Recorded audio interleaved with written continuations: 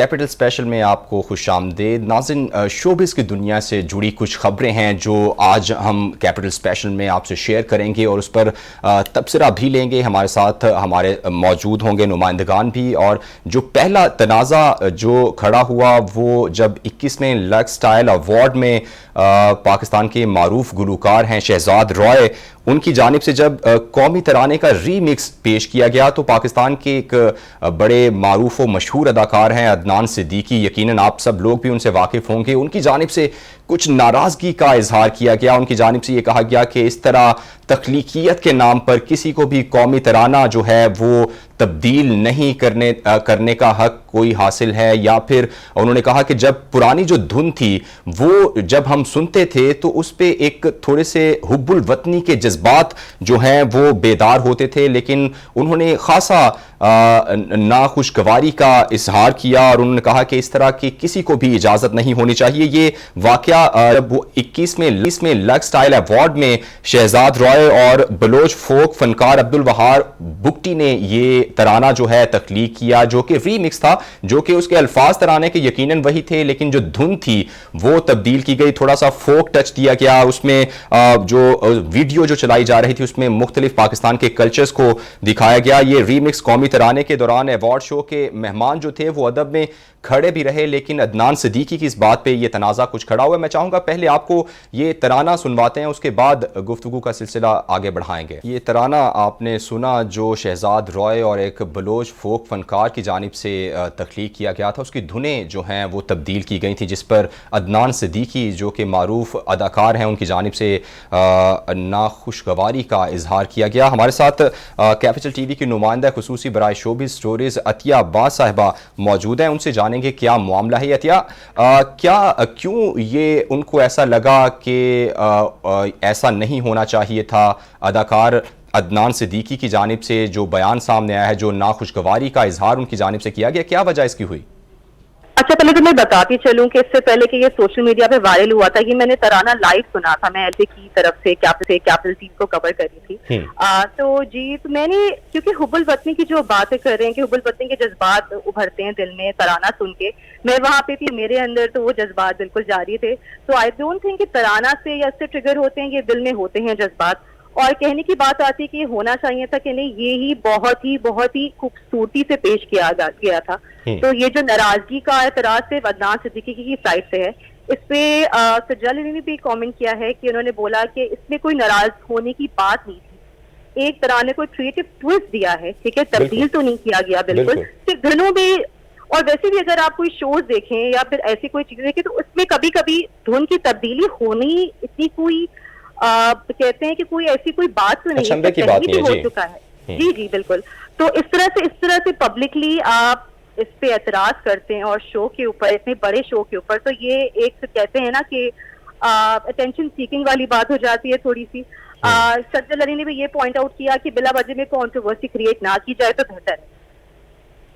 अच्छा, जैसे हमने भी अभी अपने नाजरीन को भी सुनवाया है, वाक़तन जिस तरह आप भी इजहार कर रही हैं कि वो जज्बात जो हुब्बुल वतनी के हैं वो बेदार होते हैं और सिर्फ धुन तब्दील कर लेना कोई इतना बड़ा ऐसा वाक़या नहीं होता या इतनी बड़ी बात नहीं होती।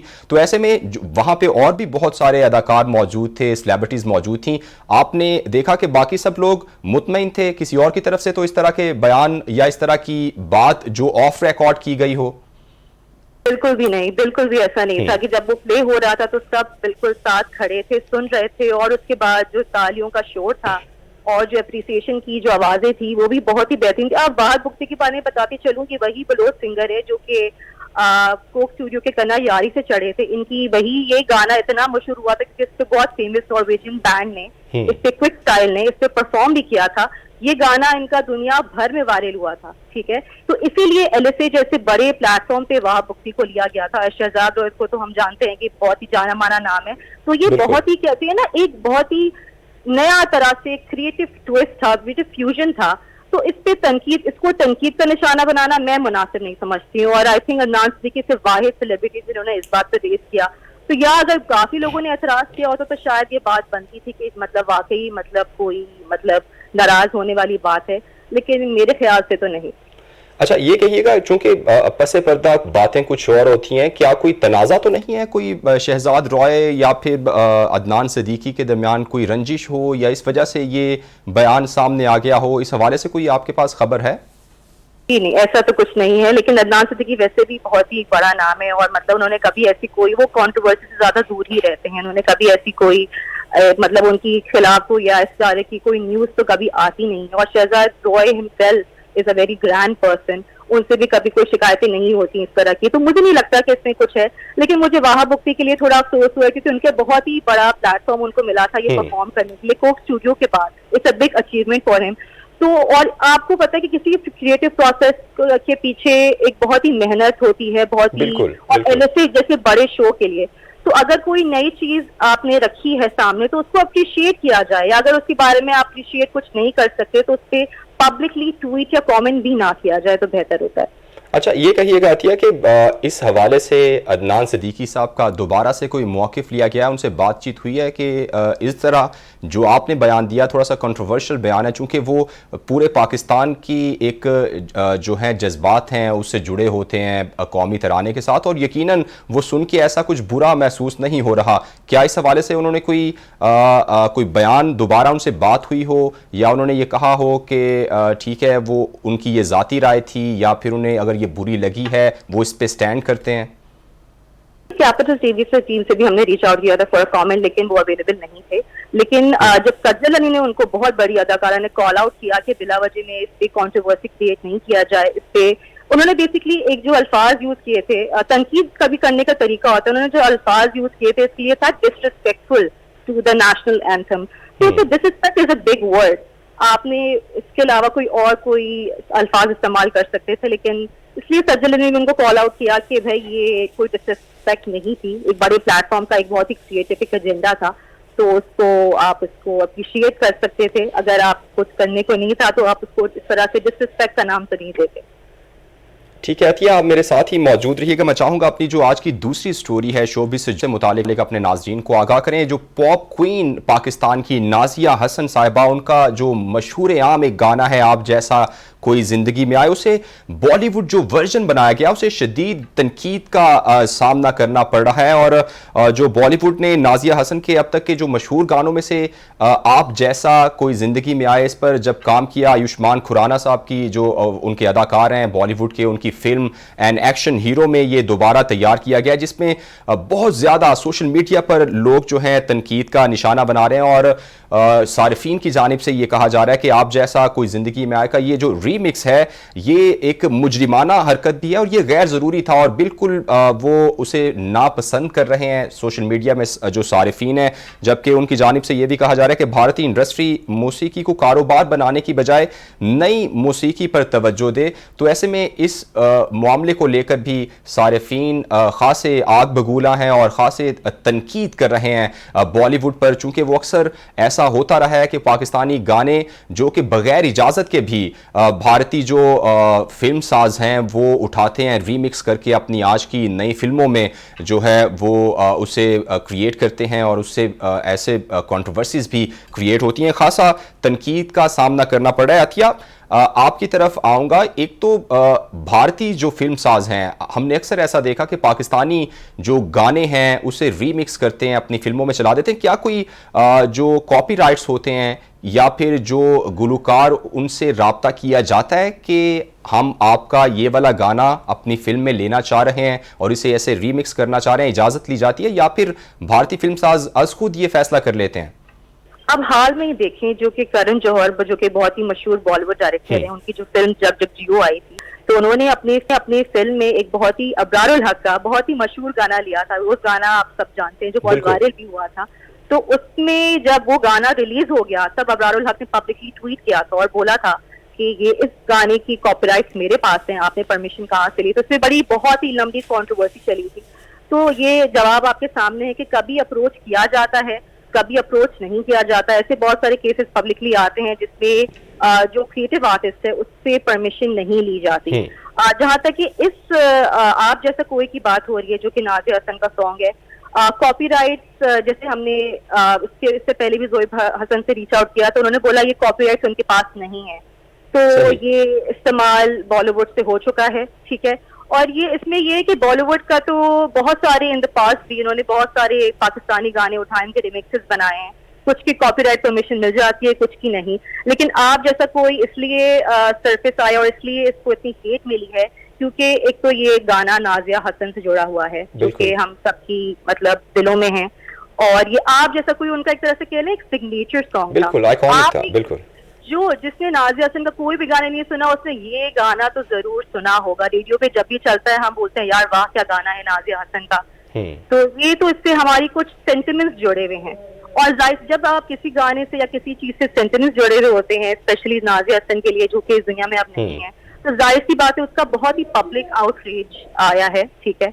इस पे मैं कमेंट्स चेक कर रही थी, अगर देखा जाए तो कमेंट्स पे इंडियंस ने भी इस गाने को बैश किया है, जो कि खुद भी नाजिया हसन के फैंस थे। उन्होंने बोला है कि इस गाने को अगर आप रीमिक्स कर रहे हो तो उसका एक तरीका होता है, you need to like do it properly, you need to do it respectfully, you need to do it like in a way कि आप उसको उस गाने की इसमें चार्म में और ऐड करते हो।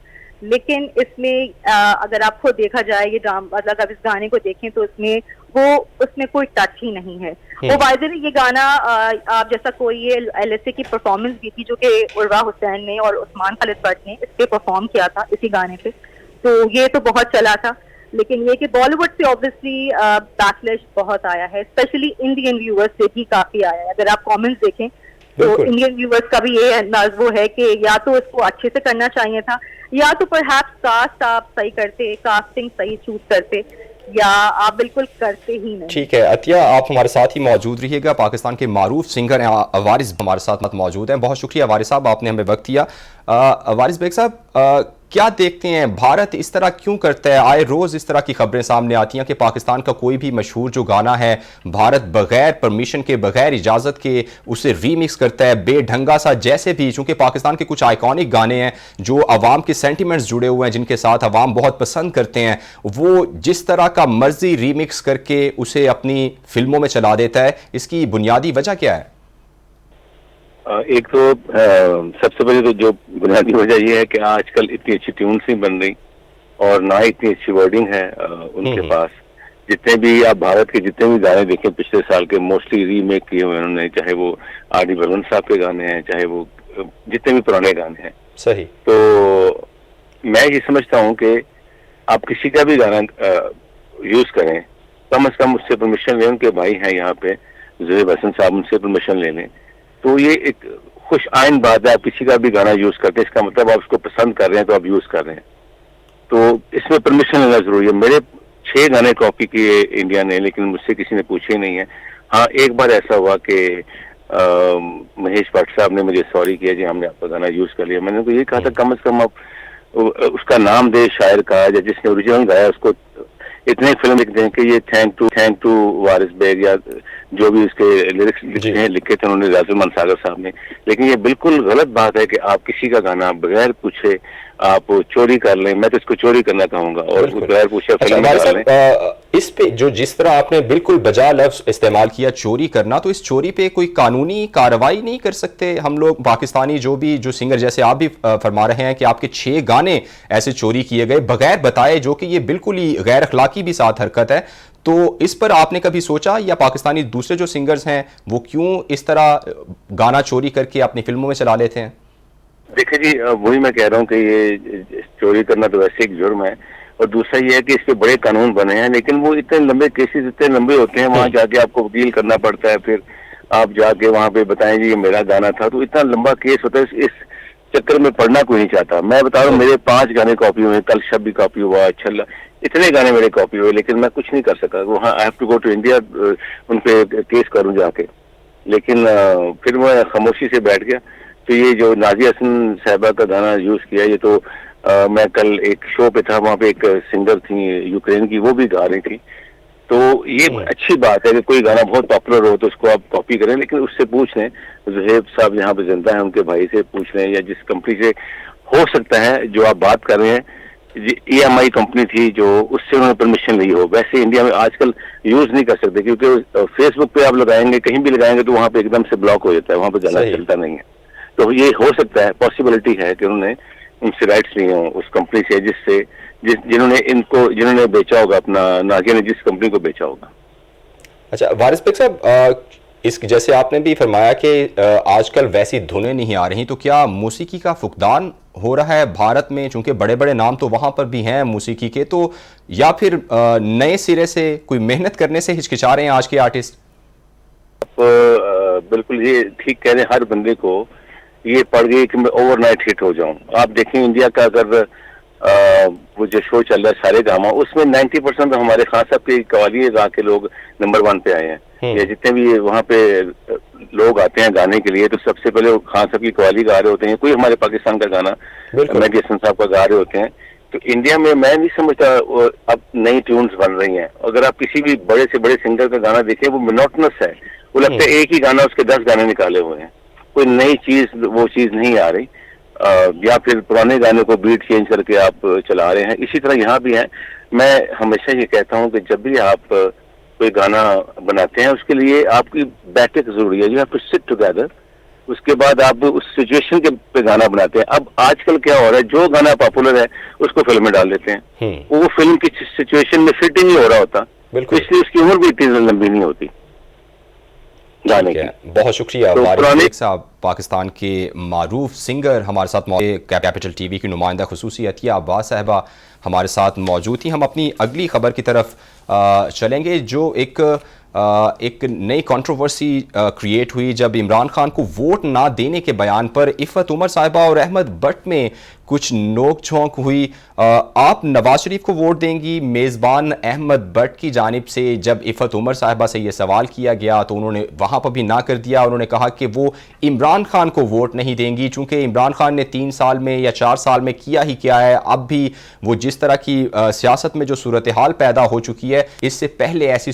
सूरत हाल नहीं थी इफ़त उमर साहिबा की जानिब से, क्योंकि इससे पहले इफ़त उमर साहिबा जो हैं वो इमरान खान की तारीफ भी कर दिया करती थी। लेकिन अब जो सूरत हाल क्रिएट हुई है, उन्होंने कहा है कि जी 4 साल पाकिस्तान में उन्होंने कुछ भी नहीं किया, और जो कशीदगी पैदा हो चुकी है सियासत में, इससे पहले नहीं थी। जब इसके सवाल जवाब में जब अहमद भट्ट जो कि शो के मेज़बान हैं, उन्होंने जब ये कहा कि आपने क्या अब बिलावल भुट्टो को वोट देना है, या फिर उन्होंने कहा कि वो किसी को भी वोट दे देंगे लेकिन अब इमरान खान को वो वोट नहीं देंगी। जब अहमद भट्ट जो कि वो थोड़े से चुटकुले भी छोड़ते हैं, उन्होंने कहा कि आप फिर क्या ये समझती हैं कि पाकिस्तान में तमाम की तमाम बुराइयों की जड़ है, क्या वो इमरान खान है? जिस पर भी वो थोड़ा सा मुस्कुरा दी, लेकिन उन्होंने कहा कि मुल्क में यही जो सियासतदान है यही मुल्क को ठीक कर सकते हैं, सियासत में इतनी जो कशीदगी है वो पैदा नहीं होनी चाहिए। तो ख़ासा सोशल मीडिया पर भी ये मामला जो उठाया गया, चूँकि इफ़त उमर साहिबा एक मारूफ नाम है पाकिस्तानी शोबिज़ इंडस्ट्री का, अहमद अली भट्ट हैं वो फिल्मों ड्रामों में और शो भी होस्ट करते हैं, उनका बड़ा मशहूर जो शो है जिसमें ये सारी कंट्रोवर्सी जो क्रिएट हुई जब इफ़त उमर साहिबा ने यह कहा कि वो किसी भी सूरत इमरान खान को वोट नहीं देंगी, चूँकि इमरान खान मुल्क की सियासत से जुड़ा ये मामला है और मुल्क की सियासत में इमरान खान के बगैर वो सियासत मुकम्मल नहीं हो सकती। आज का जो सियासत में सबसे पॉपुलर नाम जो पब्लिक फिगर है वो आज इमरान खान ही हैं। तो ऐसे में इस मामले को सोशल मीडिया पर बहुत उठाया गया और जो सोशल मीडिया एक्टिविस्ट हैं पीटीआई की जानिब से, उनकी जानिब से भी काफ़ी इस मामले को उठाया गया। तो ये सूरत हाल पैदा हुई। अतिया हमारे साथ ही मौजूद हैं, उनसे बात करेंगे। अतिया ठीक है, अतिया अभी हमारे साथ मौजूद नहीं है, उनसे बात करेंगे। तो ये सूरत हाल जब पैदा हुई तो इफ़त उमर साहिबा की जानिब से वाज़े तौर पर यह कहा गया कि वो इमरान खान को कभी भी वोट नहीं करेंगी, चूँकि इमरान खान ने 3 साल में या 4 साल में मुल्क में कुछ नहीं किया। इससे पहले मैं आपको बताता चलूँ कि इफ़त उमर साहिबा इमरान खान के हक़ में ट्वीट भी किया करती थी, लेकिन अभी की ये सूरत हाल है कि उन्होंने ये कह दिया कि वो इमरान खान को वोट नहीं करेंगी, चूँकि इमरान खान ने सियासत में बहुत ज़्यादा कशीदगी जो है वो ले आए हैं और यही सियासतदान ही मुल्क को ठीक करेंगे, उनकी जानिब से ये भी कहा गया। जबकि उन्होंने साथ ये भी कह दिया कि इमरान खान को बस निकाल दें तो बाकी सियासतदान जो हैं उन्हें काम करने दिया जाए, तो मुल्क के जो हालात हैं वो ठीक हो जाएंगे। इफ़त उमर साहब के जानिब से ये जो वाज़े मौक़िफ़ लिया गया, इस पर भी खासी सोशल मीडिया पर बातें की गई हैं कि उन्होंने वाज़े तौर पर जब ये कहा कि इमरान खान को सिर्फ निकाल दिया जाए, चूँकि उन्होंने ही मुल्क में जो ये एक कशीदगी की सूरत हाल है सियासत में, ये एक अनारकी की सूरत हाल है सियासत में, उन्होंने ये पैदा किया है। और अगर इमरान खान को साइड पे कर दिया जाता है तो फिर जो बाकी के तमाम सियासतदान हैं उन्हें ठीक से काम करने दिया जाता है तो वो मुल्क के हालात ठीक कर लेंगे। उन्होंने यही इशारा किया कि इमरान खान चूंकि रखना इतना डालते हैं, वो हमेशा सड़कों पर रहते हैं, वो हमेशा कंटेनर पर चढ़े रहते हैं, जिस वजह से जो बाकी के सियासतदान हैं उनको भी काम करने नहीं दिया जाता, जिस वजह से मुल्क में काम हो ही नहीं पाता। 2014 से लेके आज तक उन्होंने कहा कि यही जो सूरत हाल चल रही है, एक अफरा तफरी की जो सूरत हाल है, इससे पहले हमने नहीं देखी थी। जब इमरान खान की सियासत में एंट्री नहीं हुई थी तो ऐसी सूरत हाल, इतनी कशीदगी, इतनी ज़्यादा अनारकी जो है वो हमने नहीं देखी थी। जबकि उन्होंने कहा कि लॉन्ग मार्च जो हैं वो पहले भी होते थे, अभी जब पीटीआई लॉन्ग मार्च करती है तो 4-6 लोग मिलकर सड़क ब्लॉक कर देते हैं। जिस तरह की वीडियो सामने आती हैं वो वीडियोस भी आज से पहले जब नून लीग ने लॉन्ग मार्च किया, जब दीगर पार्टीज, पीपल्स पार्टी लॉन्ग मार्च करती है तो ऐसी सूरत हाल पैदा नहीं होती जो पीटीआई जितना ज़्यादा इंटेंस स्टैंस लेती है, जितनी ज़्यादा कशीदगी पैदा कर देती है सियासत में, ऐसे हालात में मुल्क नहीं चल सकता। इसी तनाजुर में इफ़त उमर साहबा ने यह भी कह दिया कि इमरान खान को निकाल दिया जाए, बाकी सियासतदानों को काम करने दिया जाए तो मुल्क के हालात ठीक हो जाएंगे। यही जो सियासतदान हैं वो मुल्क के हालात ठीक कर सकते हैं। लेकिन अगर इमरान खान को साइड पे कर दिया जाए, जिसके बाद सोशल मीडिया पर यह मामला खासा जो है उठा, चूँकि पीटीआई के सोशल मीडिया के एक्टिविस्ट जो हैं वो इसे अपने खिलाफ तस्वुर करते हुए उनके खिलाफ बोल रहे थे, जबकि दूसरे जो उनके मुखालिफिन हैं वो इसे अपने हक में इस्तेमाल करते हुए बोल रहे। अतिया हमारे साथ मौजूद है। अतिया, ये क्या मामला पेश आया? इफ़त उमर साहिबा ने जब एक शो में वो बैठी हुई थी, अहमद जो हैं वो शो के मेज़बान हैं, तो उन्होंने इमरान खान पर खासी तनकीद की, सोशल मीडिया पर काफ़ी मामला इसकी हलचल है। मैं इस बारे में पहले ये कहना चाहूंगी कि अहमद अली भट्ट का सवाल मौके की मुनासबत से नहीं था, वो एक ही बहुत ही अलग किस्म का शो था, कुछ और बातें चल रही थी। इस पे किसी का पॉलिटिक्स स्टांस रेस करना और उनको बहुत ही रूड लहजे में कॉन्फ्रंट करना बिल्कुल मुनासिब नहीं था। देखिए रिस्पेक्ट कम्स फर्स्ट। अगर आप किसी लेडीज या बल्कि आप किसी से भी बात करो, लेट्स फॉरगेट द लेडी, आप किसी से भी बात कर रहे थे तो आपकी एक लहजे में एक तमीज होती है। अगर आप वो क्लिप चलाएं और दिखाएं नाज़रीन को, तो जिस तरह से अहमद अली भट्ट ने उनको कॉन्फ्रंट किया, इट वाज वेरी रूड। उनके लहजे में एक थोड़ी सी कहते हैं ना तंगी थी, मतलब वो थोड़े से मतलब लग रहा था कि he is not pleased. Show किसी और चीज के बारे में था। आप उनसे किसी तरह के भी सवाल पूछ रहे थे जो कि मुनासिब होता, लेकिन इस तरह का शो बिकॉज पॉलिटिकल स्टांस किसी ऑल्दो इफ़त उमर बहुत ही वोकल है अपने पॉलिटिकल स्टांस को लेकर, लेकिन इस तरह से कॉन्फ्रंट करना, एंड अगर आप क्लिप में देखें तो शी इज शॉक्ड और वो पूछ भी रही है अहमद अली भट्ट से कि ये आप सवाल क्या कर रहे हैं, और इस तरह से वो बिल्कुल शॉक्ड हैं। फिर उन्होंने ऑब्वियसली जब सवाल पे सवाल उन्होंने बिल्कुल रेन किया अहमद अली भट्ट ने, तो उन्होंने थोड़ा सा फिर कड़क जवाब दिए। बिल्कुल कहते हैं ना, she was not expecting it specially on that show. फिर आखिर में उन्होंने बात ही कंक्लूड इस तरह की है कि आप पहले अपनी आवाज नीचे करके मुझसे बात करें।